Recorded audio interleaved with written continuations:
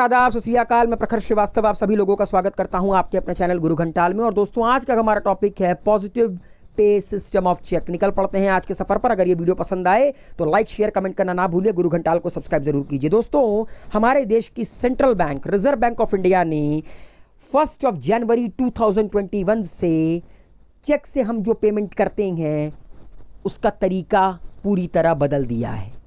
और अब से जो चेक से पेमेंट होगा 50,000 या उससे ऊपर के रकम की, वहाँ पर पॉजिटिव पे सिस्टम का नियम लागू होगा। तो ये पॉजिटिव पे सिस्टम क्या है मैं आपको बताता हूँ।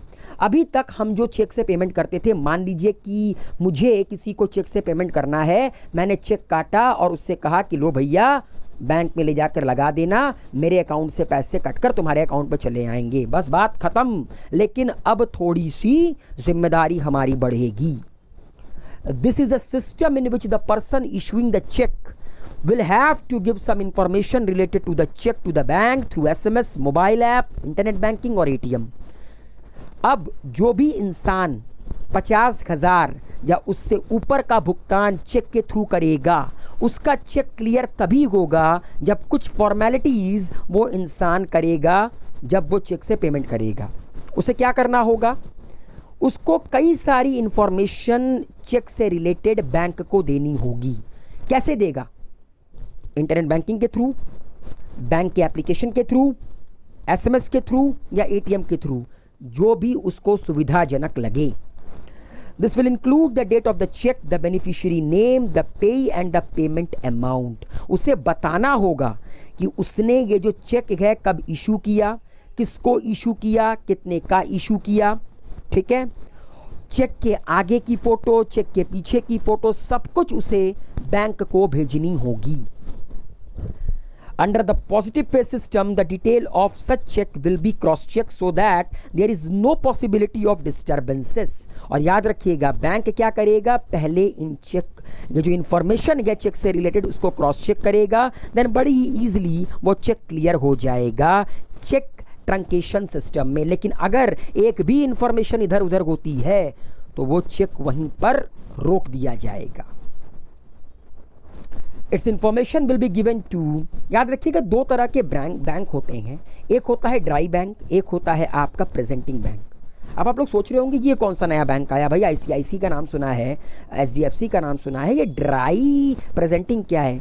याद रखिएगा, मान लीजिए कि मैंने किसी को भुगतान किया, मेरा बैंक अकाउंट है ICICI में, मैंने ICICI बैंक के चेक को काट कर, मान लीजिए सामने वाले का बैंक अकाउंट आपका HDFC में है, तो मैंने चेक काटा है, मेरे बैंक से चेक इशू होगा, तो मेरा जो बैंक कहलाएगा वो प्रेजेंटिंग बैंक कहलाएगा, क्योंकि मैं चेक काट कर अमाउंट पे कर रहा हूँ। और जो सामने वाला जिसको मैं चेक दे रहा हूँ, उसका जो बैंक कहलाएगा वो ड्राई बैंक कहलाएगा। ठीक है, और याद रखिएगा, ये जो इन्फॉर्मेशन है, मैंने जो भी चेक उसको काटा, उससे रिलेटेड सारी इंफॉर्मेशन दी, वो प्रेजेंटिंग बैंक और ड्राई बैंक दोनों जगह पर क्रॉस वेरीफाई होगा।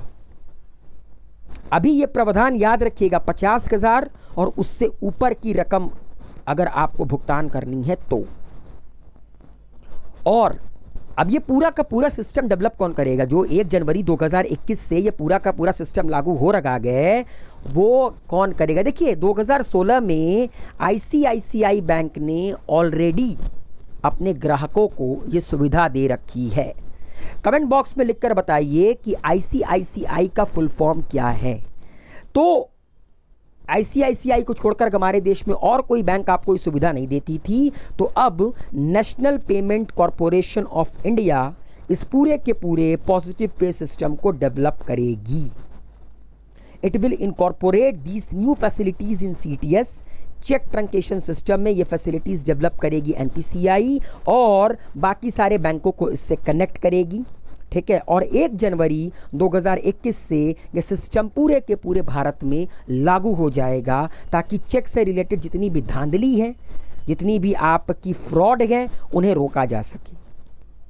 तो उम्मीद है positive pay system of check आप लोगों को समझ में आया होगा। तैयार हो जाइए, 1 जनवरी 2021 से अगर आप 50,000 या उससे ऊपर की पेमेंट करेंगे तो उससे रिलेटेड चेंजेस को एडॉप्ट करने के लिए। Wish you all a very good luck, take care, goodbye, शबा खैर। गुरु घंटाल को सब्सक्राइब करो यार और चैनल को